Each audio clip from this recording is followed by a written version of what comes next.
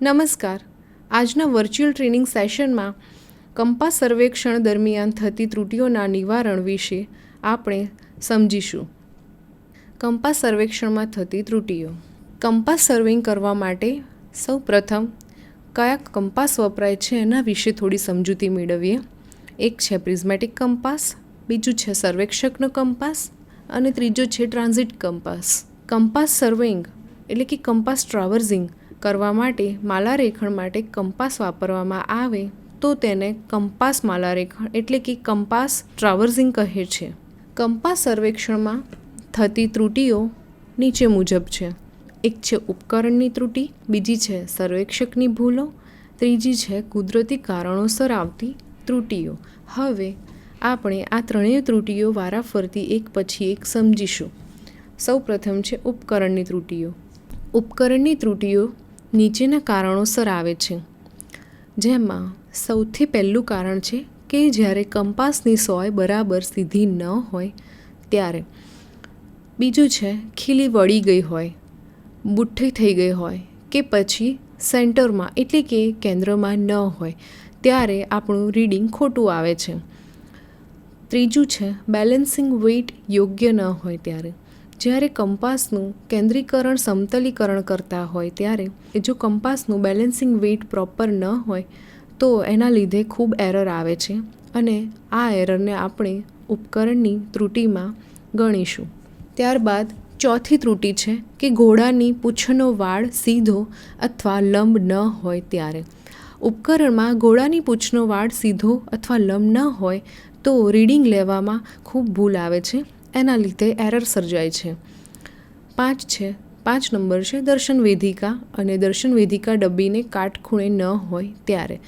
જ્યારે રીડિંગ લઈએ છીએ ત્યારે દર્શન વેદિકા લંબ ન હોય એટલે કે કાટખૂણે ન હોય તો પણ રીડિંગ લેવામાં ખૂબ ભૂલ આવે છે. આવી ખામીઓ નીચેના કારણોસર આવે છે. આ ખામીઓ છે સર્વેક્ષકની ભૂલો, જેમાં સૌથી પહેલું કારણ છે જ્યારે સ્ટેશન પર કંપાસનું કેન્દ્રીકરણ તથા કંપાસનું સમતલીકરણ બરાબર ન થયું હોય. હવે કંપાસનું એડજસ્ટમેન્ટ થતું હોય એ હંગામી હોય કે ટેમ્પરરી હોય, જો એમાં કેન્દ્રીકરણ કે સમતલીકરણ ન થાય બરાબર તો ખૂબ જ મોટી ભૂલ આવે છે અને આ ભૂલને સર્વેક્ષકની ભૂલ તરીકે ગણાય છે. બીજું, અંકિત રિંગ સમતલ સપાટીમાં ન હોય ત્યારે. અંકિત રિંગ એટલે કે ગ્રેજ્યુએટેડ રિંગ. ગ્રેજ્યુએટેડ રિંગ જો સમતલ સપાટીમાં ન હોય તો એ ભૂલ પણ સર્વેક્ષકની ભૂલ જ ગણાય છે, કારણ કે કંપાસને ઉપયોગમાં લેતા પહેલાં અંકિત રિંગને પ્રોપર સમતલમાં એટલે કે પ્રોપર સપાટીએ ગોઠવવી પડે છે. 3 નંબર, અવલોકન લેવામાં કે નોંધવામાં ખામી હોય ત્યારે. આ વાક્યનો અર્થ છે અવલોકન લેવામાં કે નોંધવામાં, એટલે જ્યારે આપણે રીડિંગ લેતા હોઈએ છીએ ત્યારે ડિગ્રી કે મિનિટનો તફાવત આવે અને એમાં પણ ભૂલ થાય તો ઘણી મોટી એરર સર્જાય છે.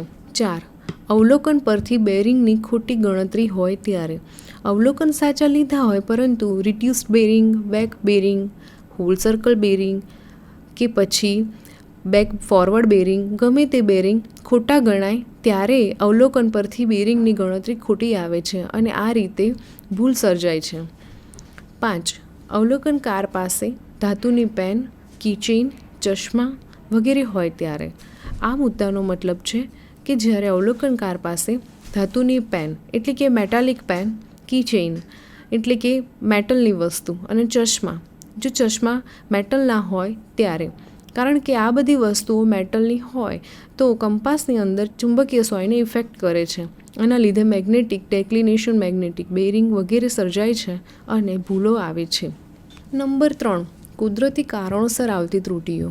આવી ખામીઓ નીચેના કારણોસર આવે છે, જેમાં સૌથી પહેલું છે દિક્પાત કોણ. ડેક્લિનેશનમાં ફેરફાર થવો. વાતાવરણની અસરના લીધે કેટલીક વખત ચુંબકીય ફેરફારો થતા હોય છે અને ડેક્લિનેશનમાં પણ ફેરફાર થાય છે. નંબર 2, ચુંબકીય પદાર્થોને કારણે આવતું સ્થાનિક આકર્ષણ. જ્યારે આપણે સર્વેઇંગ કરતા હોય, ટ્રાવર્સિંગ કરતા હોય ત્યારે કંપાસની નજીક ચુંબકીય પદાર્થો હોય તો કંપાસમાં રહેલી ચુંબકીય સોયને લોકલ અટ્રેક્શન આવે છે અને એના લીધે ચુંબકીય સોય સાચું રીડિંગ નથી આપતી. નંબર 3, વાદળો અને વરસાદના કારણે વાતાવરણમાં થતા ચુંબકીય ફેરફારો થાય ત્યારે વાતાવરણના ફેરફારો એટલે કે જ્યારે વરસાદનું વાતાવરણ હોય, વીજળી થતી હોય ત્યારે પણ ચુંબકીય સોયને ઇફેક્ટ થાય છે અને એના લીધે ભૂલ થવાની શક્યતા રહે છે. હવે આપણે સૌથી પહેલાં પ્રિઝમેટિક કંપાસનું સમાયોજન જોઈશું, કારણ કે કંપાસનું સમાયોજન પ્રોપર થાય તો જ આપણે કંપાસમાં આવતી ત્રુટિઓનું નિવારણ કરી શકીએ છીએ અને આ ઉપકરણની ભૂલ અને સર્વેયરની ભૂલ બંનેનું સમાધાન છે. એમાં પ્રિઝમેટિક કંપાસની ઉપયોગમાં લેતા પહેલાં 2 પ્રકારના સમાયોજન થાય છે. એક છે પ્રિઝમેટિક કંપાસનું હંગામી સમાયોજન અને બીજું છે પ્રિઝમેટિક કંપાસનું કાયમી સમાયોજન. સૌથી પહેલાં આપણે પ્રિઝમેટિક કંપાસનું હંગામી સમાયોજન જોઈશું. કંપાસ સર્વેક્ષણ શરૂ કરતાં પહેલાં ત્રિપાર્શ્વીય કંપાસ એટલે કે પ્રિઝમેટિક કંપાસનું હંગામી સમાયોજન કરવું જરૂરી છે, જેથી સર્વેક્ષણમાં આવતી ત્રુટિ નિવારી શકાય છે. મેં અગાઉ કહ્યું એમ કે સમાયોજન કરવાથી ત્રુટિનું નિવારણ કરી શકાય છે. માટે કંપાસનું હંગામી સમાયોજન એ એક એવું સમાયોજન છે જે કંપાસને જે સ્ટેશન ઉપર ગોઠવીએ છીએ તે દરેક જગ્યાએ કરવું પડે છે. હંગામી સમાયોજન દરેક જગ્યાએ એટલા માટે કરવું પડે છે કે જે જગ્યાએ જે સ્ટેશન પર કંપાસ ગોઠવ્યો હોય ત્યાં રીડિંગ લઈએ, ટ્રાવર્સ બનાવીએ, એંગલ મેઝર કરીએ, ટ્રાવર્સ બનાવીએ, ત્યાર પછી કંપાસ અને ટ્રાયપોડને ઉઠાવી આપણે બીજી જગ્યાએ લઈ જઈએ એટલે અગાઉનું એડજસ્ટમેન્ટ બધું જ બદલાઈ જાય છે અને નવેસરથી સમાયોજન કરવું પડે છે. હંગામી સમાયોજન 3 ભાગમાં કરવામાં આવે છે. એક છે કેન્દ્રીકરણ એટલે કે સેન્ટરિંગ, બીજું છે સમતલીકરણ એટલે કે લેવલિંગ અને ત્રીજું છે ફોકસિંગ. સૌ પ્રથમ કેન્દ્રીકરણ વિશે સમજીશું. કંપાસને બરાબર તેના સ્ટેશન ઉપર ગોઠવવાની ક્રિયાને કેન્દ્રીકરણ એટલે કે સેન્ટરિંગ કહે છે. કંપાસ એક્ઝેક્ટ એના સ્ટેશન પર ગોઠવાયેલો હોય એને આપણે કેન્દ્રીકરણ કહીએ છીએ. એના માટે કંપાસના નીચેથી ઓળંબો લટકાવીને એક નાની કાંકરી કંપાસના તળિયેથી નીચે તરફ મુક્ત રીતે પડવા દઈએ અને આ રીતે કંપાસનું કેન્દ્રીકરણ કરવામાં આવે છે. ઓળંબો લટકાવીએ તો પણ એ ગુરુત્વાકર્ષણ બળના કારણે સીધો જ નીચે લટકશે અને જો કાંકરી પણ કંપાસના તળિયેથી નીચે મુક્ત રીતે પડવા દઈશું તો એ કાંકરી પણ સીધી જ નીચે પડશે અને કાંકરી જ્યાં પણ પડશે એ જગ્યાએ આપણે લાકડાનો પેક ખોડી અને એનું સેન્ટર સિલેક્ટ કરવાનું હોય છે. જો જરૂર જણાય તો કંપાસની ઘોડીના પાયા આગળ, પાછળ કે ડાબી જમણી બાજુ ખસેડવામાં આવે છે, જેથી ઓળંબો કે કાંકરી નીચે જમીનમાં ખોદેલા સ્ટેશન કે પેગ ઉપર પડે છે.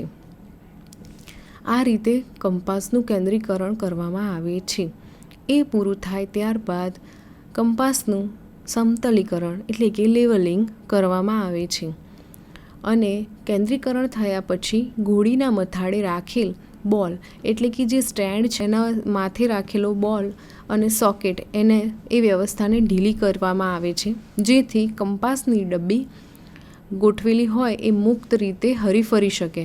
એની અંદરની ગ્રેજ્યુએટેડ રિંગ ડબ્બીમાં મુક્ત રીતે હરીફરી શકે અને આ રીતે કંપાસને ક્ષિતિજ તલમાં લાવવાની ક્રિયાને સમતલીકરણ કહે છે. Focusing of prism. પ્રિઝમેટિક કંપાસમાં પ્રિઝમનું ફોકસિંગ કરવાથી આપણે રીડિંગ લઈ શકીએ છીએ, માટે ફોકસિંગ ઓફ પ્રિઝમ એ પણ ખૂબ જરૂરી પ્રોસિજર છે.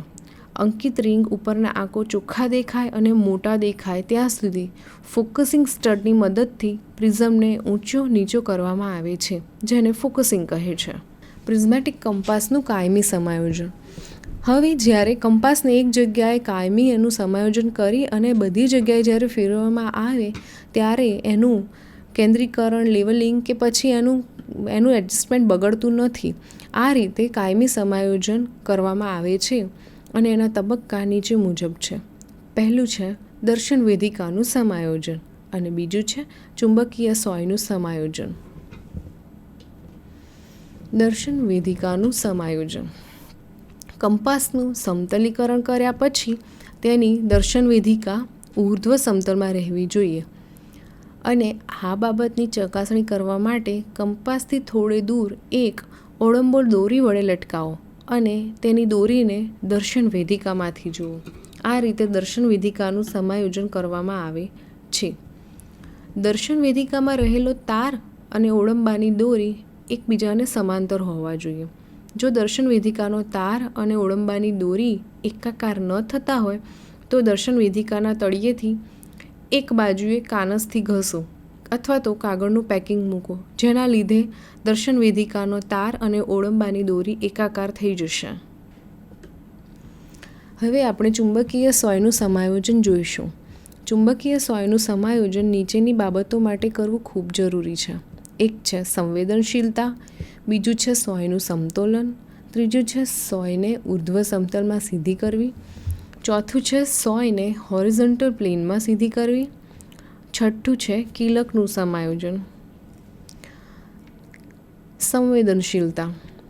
સંવેદનશીલતા સોયનું ચુંબકત્વ ઘટી જવાથી અને કિલક બુઠી થઈ જવાથી આ બંને કારણોસર સંવેદનશીલતા ઉપર ફરક પડે છે અને આ ત્રુટિનું નિવારણ કરવા માટે સોયનું ચુંબકત્વ વધારવું પડે તેમજ કિલકને શાર્પ બનાવવી પડે અને ચુંબકત્વ વધારવા માટે સોયને બાર મેગ્નેટથી ચુંબકત્વ આપી શકાય છે અને બુઠ્ઠી થઈ ગયેલી કિલકની મંદતા એટલે કે એનું બુઠ્ઠાપણું દૂર કરવા માટે કિલકને ઝીણી કાનસ વડે ઘસવામાં આવે છે અને અણીદાર બનાવવામાં આવે છે.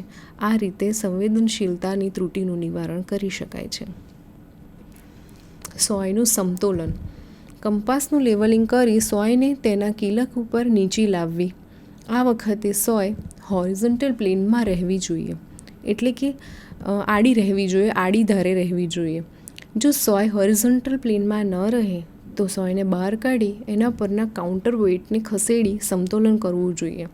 જો સોય હોરિઝોન્ટલ પ્લેનમાં ના રહેતી હોય તો એની પરના વેઇટને થોડું એડજસ્ટ કરી સોયનું સમતોલન કરવું જોઈએ. અને આ ત્રુટિ નિવારવા માટે સોય ઉર્ધ્વ સમતલમાં વાંકી ચૂકી હોય તો એને બહાર કાઢીને સીધી કરવી જોઈએ. સોય હોરિઝોન્ટલ પ્લેનમાં સીધી કરવી. સોય સીધી છે કે નહીં તથા ખીલી કેન્દ્રમાં છે કે નહીં તે બરાબર ચકાસવું જોઈએ અને આ ચકાસણીથી સોયના બંને છેડાના વાંચનાંક લઈ શકાય છે. બંને છેડાના વાંચનાંકનો તફાવત 180 ડિગ્રી થવો જોઈએ. જો આ તફાવત 180 ડિગ્રી ન થાય તો જુદા જુદા સ્થાન પરના સોયના બંને છેડે વાંચનાંક લેવાથી તેમનો તફાવત અચળ રહે તો ખીલી કેન્દ્રમાં જ છે એમ કહેવાય, પણ સોય સીધી નથી. આ ત્રુટિ નિવારવા માટે વાંકી સોયને સુધારવા માટે જે બાજુ સોય વાંકી હોય એનાથી એને વિરુદ્ધ દિશામાં વાળવી જોઈએ. કિલકનું સમાયોજન. કિલક એટલે કે પીવોટ. કિલક બરાબર અંકિત રિંગના કેન્દ્રમાં હોવી જોઈએ. આ ચકાસણી કરવા માટે જુદા જુદા સ્થાનો પર સોયના બંને છેડાના વાંચનાંકોનો તફાવત અચળ ન રહેતો હોય તો કિલક અંકિત રિંગના કેન્દ્રમાં નથી એમ કહેવાય.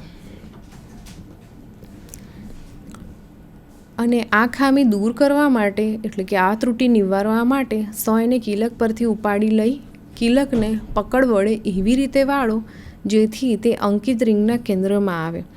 ફરીથી સોયને કિલક પર મૂકી બંને છેડાના વાંચનાંકોનો તફાવત 180 ડિગ્રી થવો જોઈએ. કંપાસ સર્વેક્ષણ દરમિયાન લેવાની કાળજી. હવે આપણે કંપાસ સર્વેક્ષણ દરમિયાન લેવાની કાળજી વિશે જોઈશું. કંપાસનું સ્થાયી સમાયોજન બરાબર કરેલું હોવું જોઈએ. ખીલી વાંકી વળેલી ન હોવી જોઈએ. સોયમાં ચુંબકત્વ પૂર્ણ રીતે હોવું જોઈએ અને જો ન હોય તો બાર મેગ્નેટની મદદથી એને ચુંબકત્વ આપવું જોઈએ. કંપાસનું કેન્દ્રીકરણ તેમજ કંપાસનું સમતલીકરણ બરાબર રીતે કરવું જોઈએ, કારણ કે કેન્દ્રીકરણ અને સમતલીકરણ એ ખૂબ જ અગત્યના મુદ્દા હોય. જો એ બરાબર ના થયેલા હોય તો કંપાસ સર્વેક્ષણમાં ગંભીર ભૂલો આવી શકે છે. અવલોકનો ફક્ત લાઇન ઓફ સાઇટ પર જ લેવા જોઈએ. વાંચનાંક લેતી વખતે દ્રષ્ટિભેદ એટલે કે લાઇન ઓફ પેરેલેક્સ દૂર કરવો જોઈએ.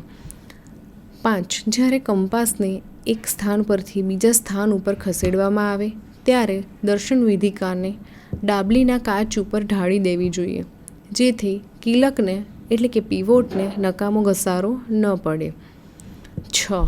અવલોકન લેતા પહેલાં કંપાસને ધીરેથી ઠપકારો, જેથી સોય મુક્તપણે હરે ફરે છે કે કેમ તેની જાણ થાય. આ મુદ્દો પણ ખૂબ જરૂરી છે. જો સોય મુક્તપણે ફરતી ન હોય, જકડાઈ ગયેલી હોય તો આપણે રીડિંગ પ્રોપર લઈ શકતા નથી. દર્શન વેદિકા અને દર્શન વેદિકા ડબ્બીને કાટખૂણે હોવી જોઈએ. કંપાસની નજીકમાં ચાવી, કુહાડી, સાંકળ કે લોહી ચુંબકને અસર કરે તેવા કોઈપણ પદાર્થો કંપાસની નજીકમાં ન હોવા જોઈએ, નહીંતર લોકલ અટ્રેક્શન ક્રિએટ થાય છે અને એના લીધે ચુંબકત્વની અસર હેઠળ સોયના લીધે રીડિંગમાં ભૂલ આવે છે. 9. ચુંબકીય પદાર્થોની નજીક સર્વેક્ષણ સ્થાન પસંદ ન કરવું જોઈએ. 10. અવલોકન લેતી વખતે આરે ખણદંડ એટલે કે પેગ એ ઓળંબે રહેવો જોઈએ. ઓળંબાની એક્ઝેક્ટ નીચે જ પેગ આવવો જોઈએ, તો જ આપણું કેન્દ્રીકરણ પ્રોપર થાય. નંબર 11. અંકિત રિંગનું પરિભ્રમણ અટકાવવા માટે બ્રેક પિનને અચાનક ન દબાવતા ધીમેથી દબાવવી જોઈએ. જ્યારે આપણે સમતલીકરણ કરી રહ્યા હોઈએ છીએ કંપાસનું, ત્યારે અંકિત રિંગ એટલે કે ગ્રેજ્યુએટર રિંગને ના રોટેશનને અટકાવવા માટે બ્રેક પિનને એકદમ નહીં દબાવવાની, સ્લોલી દબાવી અને ધીમેથી દબાવીને છોડવી જોઈએ, જેથી અંકિત રિંગનું પરિભ્રમણ અટકી શકે. કંપાસ પરનું કાચનું ઢાંકણ રેશમી રૂમાલથી સાફ ન કરવું, એને ભીની આંગળી વડે સાફ કરવું. હવે આપણે કેટલાક પ્રશ્નો અને જવાબ જોઈશું કે નીચેનામાંથી કયું સાધનની ભૂલો એટલે કે ઇન્સ્ટ્રુમેન્ટલ એરરમાં આવતું નથી. નીચે કેટલાક ઓપ્શન આપ્યા છે. એ ઓપ્શન સાધનની ભૂલો, કારણ કે ભૂલોમાં 3 પ્રકાર હોય છે: ઉપકરણની એટલે કે સાધનની ભૂલ, સર્વેક્ષકની ભૂલ અને વાતાવરણની અસર. તો નીચેનામાંથી કઈ વસ્તુ ઇન્સ્ટ્રુમેન્ટલ એરરમાં નથી આવતું? નંબર 1 સ્લગિશ નીડલ, બીજું છે બ્લન્ટ પીવોટ, ત્રીજું છે ઇનએક્યુરેટ સેન્ટરિંગ અને ચોથું છે plane of sight not being vertical. તો જવાબ છે ઇનએક્યુરેટ સેન્ટરિંગ. આપણે અગાઉ જોયું એમ ઇન્સ્ટ્રુમેન્ટલ એરરમાં સેન્ટરિંગ, લેવલિંગ આ બધી વસ્તુ ખૂબ પ્રોપર હોવી જોઈએ, અને એ ન હોય તો એ ઇન્સ્ટ્રુમેન્ટલ એરરમાં આવે છે. ઇનએક્યુરેટ સેન્ટરિંગ કારણ કે અવલોકનકાર પોતે જો સેન્ટરિંગ પ્રોપર ન કરે તો ભૂલ આવશે જ, માટે ઇન્સ્ટ્રુમેન્ટલ એરરમાં ઇનએક્યુરેટ સેન્ટરિંગનો સમાવેશ થતો નથી. અન્ય 3 મુદ્દા એ બધા ઇન્સ્ટ્રુમેન્ટલ એરરમાં આવે છે. બીજું, જમણી બાજુના કેન્દ્રોમાંથી પસાર ન થતી દૃષ્ટિની રેખા વ્યક્તિગત ભૂલો હેઠળ આવે છે. સાચું કે ખોટું? તો જવાબ છે ખોટું, કારણ કે જમણી બાજુના કેન્દ્રોમાંથી પસાર ન થતી હોય તેવી દૃષ્ટિની રેખા એ ઇન્સ્ટ્રુમેન્ટલ એરરમાં આવે છે, અને ઇન્સ્ટ્રુમેન્ટલ એરર એ ફોલ્ટી એડજસ્ટમેન્ટના લીધે આવે છે. નંબર 3, નીચેનામાંથી કઈ ત્રુટિ વ્યક્તિગતમાં આવે છે? એક છે સોય એકદમ સીધી હોય, બીજી છે બુઠ્ઠી હોય પીવોટ, ત્રીજું છે ખોટું સંકેતોનું ખોટું બાયસેક્શન એટલે કે ખોટા અવલોકન લીધા હોય, કે પછી plane of sight is not being vertical. તો આમાં નીચેમાંથી ક નંબરનો ઓપ્શન એટલે કે સંકેતનું ખોટું બાયસેક્શન એ વ્યક્તિગત ત્રુટિમાં આવે છે, કારણ કે અવલોકનકાર ખોટું બાયસેક્શન કરે અથવા તો ખોટું અવલોકન લે, ખોટું રીડિંગ લે, તો એના લીધે ત્રુટિ આવે છે, અને એ ત્રુટિને વ્યક્તિગત ત્રુટિ તરીકે ગણી શકાય છે. કંપાસ બોક્સનું ઇનએક્યુરેટ લેવલિંગ એ વ્યક્તિગત ત્રુટિ કહેવાય? હા કે ના? હા, કારણ કે કંપાસ બોક્સનું ઇનએક્યુરેટ લેવલિંગ એ પર્સનલ એરર ગણાય છે, કેમ કે અવલોકનકાર પોતે જ એનું લેવલિંગ, સેન્ટરિંગ, ફોકસિંગ એ બધું અવલોકનકાર પોતે જ કરતો હોય છે, એટલે ઇનએક્યુરેટ લેવલિંગ એ વ્યક્તિગત ત્રુટિ કહેવાય. જ્યારે બુઠ્ઠી થઈ જવી, સોય અથવા તો વાતાવરણીય ફેરફારો એ બધું વ્યક્તિગત ત્રુટિમાં નથી આવતું. સ્થાનિક આકર્ષણ એ સ્થાનિક ઇન્સ્ટ્રુમેન્ટલ એરર કહેવાય? સાચું કે ખોટું? જવાબ છે ખોટું, કારણ કે સ્થાનિક આકર્ષણ એ સ્થાનિક ઇન્સ્ટ્રુમેન્ટલ એરર નહીં પરંતુ વાતાવરણીય એરર ગણી શકાય છે. એના લીધે સ્થાનિક આકર્ષણ સર્જાય છે અને રીડિંગમાં ભૂલ આવે છે.